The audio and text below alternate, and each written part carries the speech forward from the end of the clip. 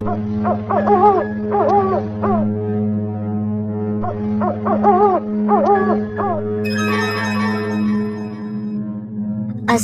اس کی نانی کے ساتھ یوپی کے آس پاس کے گاؤں میں رہتا تھا۔ بہت کوشش کے بعد آخرکار اسلم کے لیے ایک لڑکی مل ہی گئی۔ لڑکی بہت ہی سندر تھی اور اس کی آواز بھی بہت میٹھی تھی۔ وہ کہتے ہیں نا، صبر کا پھل میٹھا ہوتا ہے، ٹھیک ویسے ہی پورے آس پاس کے گاؤں میں بس اسلم کی بیوی نفیسہ کی سندرتا کے چرچے ہو رہے تھے۔ وہ اتنی سندر تھی کہ جیسے آسمان سے اتری کوئی اپسرا۔ اسلم تو مانو 7ویں آسمان پر تھا۔ اسلم اور نفیسہ دونوں بھی بہت خوش تھے۔ شادی کی پہلی رات اسلم نفیسہ کے کمرے میں چلا گیا۔ نفیسہ کے عطر کی خوشبو سے پورا کمرہ مہک رہا تھا۔ نفیسہ گھر کی کھڑکی سے باہر کی طرف دیکھتے ہوئے کھڑی تھی۔ چاند کی روشنی میں نفیسہ اتنی سندر لگ رہی تھی جیسے چاند بھی اسے دیکھ کر اس کی سندرتا سے موہت ہو جائے۔ اسلم نفیسہ کی طرف بڑھنے لگا اور جیسے ہی اسلم نے نفیسہ کے کندھے پر ہاتھ رکھا، نفیسہ عجیب سی آواز میں زور سے چلائی، اسلم آپ سو جاؤ، ہماری طبیعت بالکل ٹھیک نہیں ہے۔ نصیبہ کیا ہوا؟ اگر تمہاری طبیعت ٹھیک نہیں ہے تو کہو، میں ڈاکٹر کو بلاؤں؟ نفیسہ نے بھاری آواز میں کہا، اسلم میں ٹھیک ہوں، بس تھوڑی تھک گئی ہوں۔ اگر آپ کی اجازت ہو تو کیا میں سو جاؤں؟ ٹھیک ہے، تم آرام کر لو۔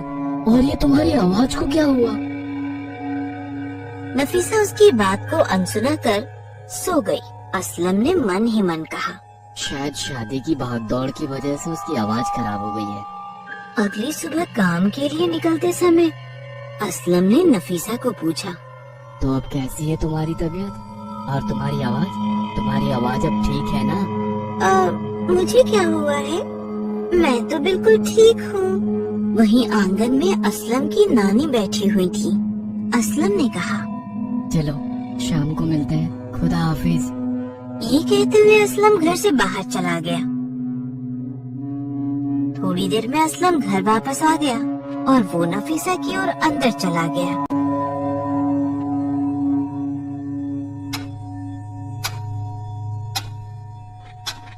کچھ دیر بعد اسلم واپس کام پہ جانے لگا۔ وہیں آنگن میں بیٹھی نانی نے اسے ٹوک دیا، ارے کیا ہوا اسلم؟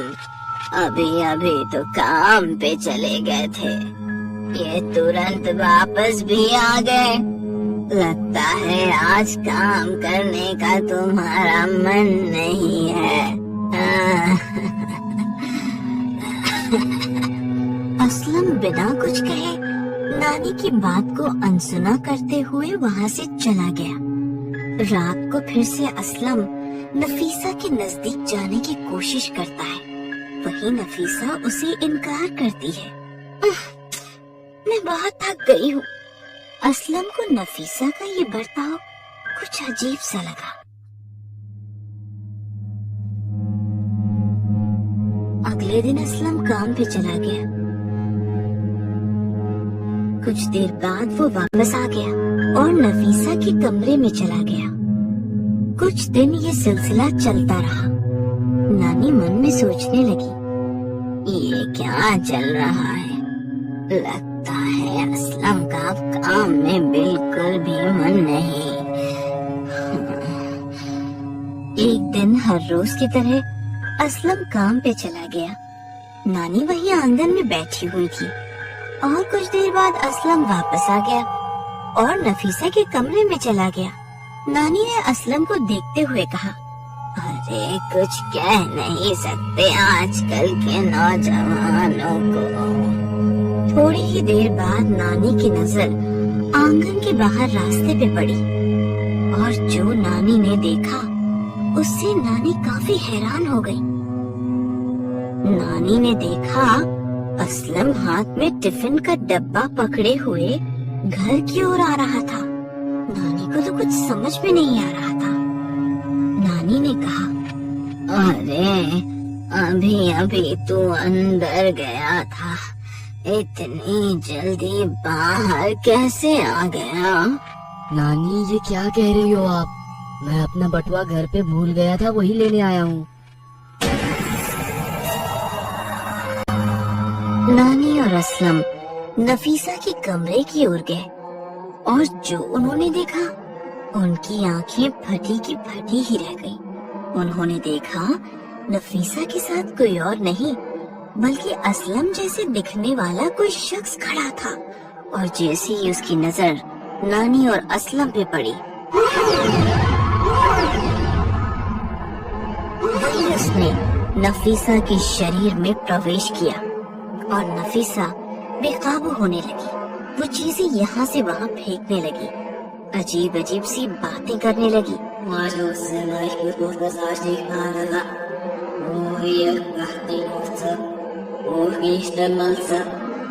असलम और नानी को कुछ समझ नहीं आ रहा था कि क्या करें।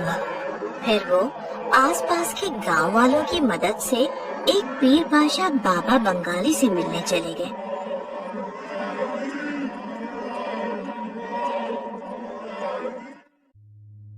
असलम और नानी ने पीर बाबा को इतने दिनों से हो रहे चीजों के बारे में बताया।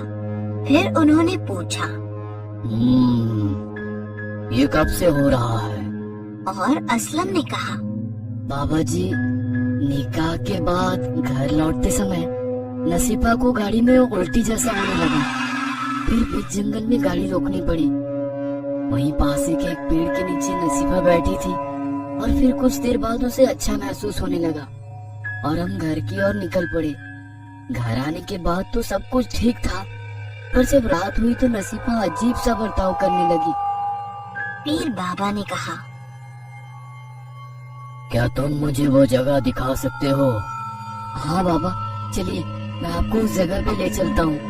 और वो लोग उसी जंगल के बीचों बीच चले गए जहाँ उस दिन गाड़ी रुकी थी।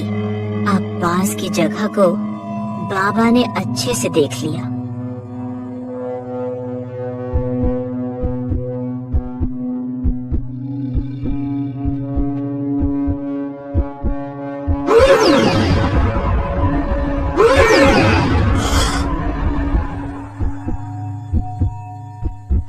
और वो लौट गए।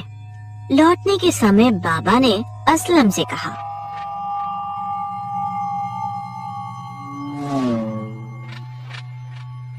देखो बेटे, ये जो तुम्हारी बीवी पे हावी है वो कोई ऐसे वैसे भूत नहीं बल्कि जिन का साया है। जिन? हाँ जिन। ये जिन बहुत शक्तिशाली होते हैं बेटे। कुछ जिन अच्छे तो कुछ बुरे होते हैं। खूबसूरत औरत की खुशबू से वे आकर्षित हो जाते हैं। ये जिन किसी भी व्यक्ति वस्तु का रूप ले सकते हैं। इन्हें बस में करना बहुत मुश्किल होता है।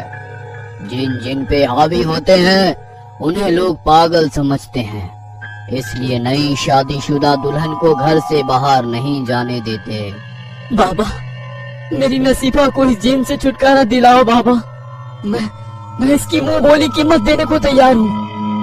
असलम, मैंने तुम्हें पहले ही कहा है, ये कोई ऐसा वैसा भूत नहीं बल्कि जिन्न है। उससे छुटकारा पाना बहुत मुश्किल है। वे बहुत ताकतवर और जादुई शक्तियों से पूर्ण होते हैं। उसे काबू में करने के लिए कई शक्तिशाली आत्माओं को बुलाना पड़ेगा और हमें उसकी कीमत भी चुकानी पड़ेगी। असलम, तुम एक काम करो, शाम होते ही नसीफा को पास के कब्रिस्तान में ले आना। साथ में ये कुछ सामग्री भी ले आना। ठीक है बाबा जी। अंधेरा होते ही असलम नफीसा को लेकर कब्रिस्तान पहुंच गया।